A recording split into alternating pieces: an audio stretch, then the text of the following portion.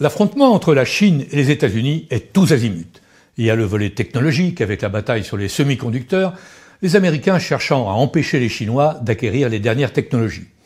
Il y a le volet commercial avec les tentatives d'exclusion des marchés occidentaux de Huawei et maintenant de TikTok. Il y a le volet militaire avec les frottements en mer de Chine et la destruction des ballons chinois qui avaient survolé les États-Unis.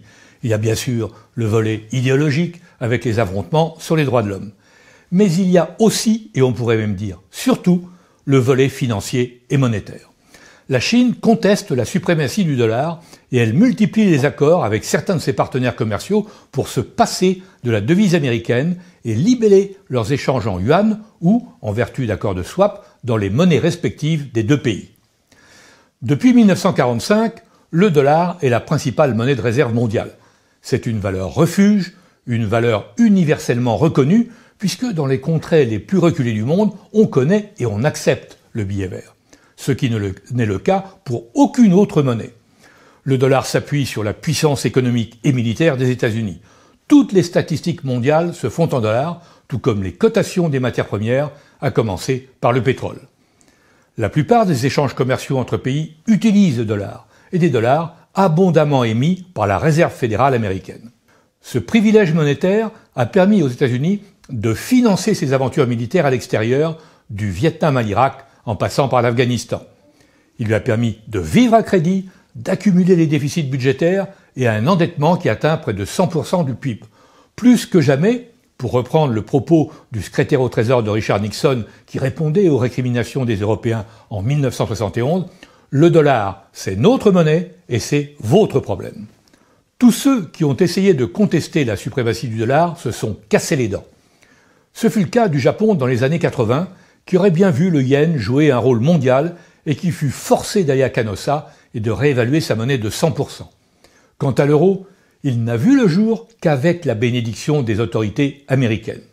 Pour celle-ci, l'euro est un marque élargi. C'est la monnaie intérieure de l'espace européen, mais elle n'a pas vocation à être un concurrent du dollar. Sa part dans les réserves des banques centrales stagne autour de 20% contre 60% pour le dollar. Le Japon et l'Europe étant rentrés dans le rang, on pensait le règne du dollar définitivement assuré. Mais c'était compté sans les ambitions de la Chine.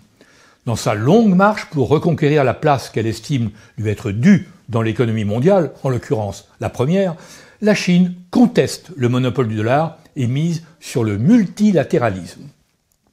La volonté de faire du yuan une monnaie internationale était déjà présente chez les dirigeants chinois bien avant l'arrivée de Xi Jinping en 2012. Des accords de swap avaient été conclus avec l'Argentine et les dirigeants chinois militaient au sein des BRICS pour un détachement progressif du dollar. En 2012, coup de tonnerre. La Chine et le Japon signent un accord spectaculaire. Les deux pays s'engagent à libeller une part croissante de leurs échanges bilatéraux dans leurs monnaies respectives, le yuan et le yen, et ce, à la place du dollar. Un second volet prévoit que les institutions financières japonaises pourront acheter des bons du trésor chinois émis en yuan. Alors, la réaction n'a pas tardé. Le gouvernement centriste japonais est remplacé par Shinzo Abe, qui incarne la droite nationaliste nippone, très anti-chinoise. Et Shinzo Abe ne peut rien refuser aux Américains. Il vire le gouverneur de la Banque du Japon, et l'accord qui venait d'être signé avec la Chine ne sera jamais appliqué. C'est un coup d'arrêt à l'internationalisation du yuan. La porte japonaise étant fermée, Pékin va alors miser sur ses routes de la soie pour accroître son influence monétaire. Les Chinois prêtent massivement aux pays concernés par cette route, notamment pour développer leurs infrastructures. Ces prêts s'étendent à tout le continent africain et à l'Amérique du Sud. Ce sont au total, sur une douzaine d'années, l'équivalent de 900 milliards de dollars qui seront ainsi prêtés par la Chine à 151 pays. Des prêts libellés en yuan, ce qui implique des accords réciproques entre les banques centrales et développe ainsi l'usage de la monnaie chinoise. Du Pakistan à l'Argentine, en passant par la Turquie et le Kenya, l'influence du yuan a donc grandi. Pour les pays les plus pauvres, un cercle vicieux s'est pourtant installé. Avec les prêts chinois qui portent intérêt, ces pays deviennent surendettés et les investissements dans les infrastructures n'offrent pas toujours le retour économique espéré. Résultat, ces pays sont au bord de la faillite et la Chine les rend flous, devenant ainsi leur prêteur en dernier ressort. un rôle que jouaient jusqu'alors le FMI et les États-Unis. Alors pendant le Covid, le phénomène s'est accentué et la guerre en Ukraine va jouer un rôle d'accélérateur. Plusieurs facteurs vont se conjuguer pour accentuer la défiance du reste du monde à l'égard du dollar. Les sanctions contre la Russie, qui s'ajoutent à celles contre d'autres pays, inquiètent les dirigeants de nombreux pays du tiers-monde. Ne risquent-ils pas, au nom de l'extraterritorialité du droit américain, d'être des victimes collatérales s'ils utilisent le dollar pour commercer avec des pays sous sanctions? Le gel, le blocage des 300 milliards de dollars de réserves russes que détenaient les banques centrales occidentales et leur système bancaire ont fait réfléchir les BRICS et bien d'autres pays. Ne risquent-ils pas, eux aussi, un jour, de se voir confisquer leurs réserves?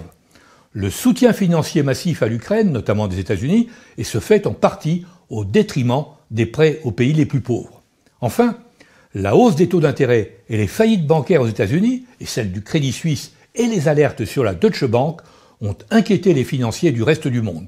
Le système financier occidental est-il si solide que cela? Résultat, la Chine s'est engouffrée dans la brèche. La Russie a basculé dans son orbite et lors de la dernière visite de Xi Jinping à Moscou, Vladimir Poutine s'est engagé à adopter le yuan non seulement pour ses échanges avec la Chine, mais aussi pour les paiements entre la Russie et les pays d'Asie, du Moyen-Orient et d'Amérique latine. Ainsi, avec les sanctions, le commerce russe s'est massivement déporté, abandonnant l'Europe et les pays occidentaux, et les moyens de paiement utilisés ne sont plus en dollars. Soit ils se font en roubles ou dans la monnaie du pays à travers des accords de swap, soit ils se font en yuan. La Chine et le Brésil viennent également de décider que leurs échanges commerciaux se feraient progressivement dans leurs monnaies respectives et non plus en dollars. L'Arabie Saoudite a accepté de se faire payer en yuan une partie de ses exportations de pétrole vers la Chine. Une Arabie Saoudite qui va rejoindre l'Organisation de coopération de Shanghai, créée en 2001 sous l'égide de Pékin, et qui regroupe la Russie, l'Inde, le Pakistan et les anciennes républiques soviétiques de l'Asie centrale. Tous ces accords vont accroître le poids du yuan dans les réserves des banques centrales. Quant aux échanges commerciaux mondiaux, 10% seraient déjà libellés dans la monnaie chinoise. Parallèlement, la Chine réduit son exposition vis-à-vis du dollar. De 2002 à 2013, elle avait acheté massivement des bons du Trésor américain. Et avec 1300 milliards de dollars, elle était devenue le premier détenteur étranger de dettes américaines. Depuis 5 ans, elle réduit année après année son investissement. Et elle ne détient plus que 850 milliards de dollars. Et ce mouvement de désengagement devrait se poursuivre. Certes, le dollar reste la principale monnaie mondiale, et pour encore de nombreuses années. Mais le mouvement de dédollarisation est amorcé et il ne s'arrêtera pas. Il va de pair avec la nouvelle géopolitique du XXIe siècle et la volonté d'une partie du monde de ne pas être pieds et poings liés vis-à-vis des États-Unis, et notamment à travers sa domination monétaire. Cela pose un redoutable défi à l'Europe, car les Chinois vont certainement proposer de libeller de petits échanges entre les deux espaces économiques dans leurs monnaies respectives, l'euro et le yuan. Et là, il va falloir choisir, car les Américains ne verraient pas cela d'un très bon œil.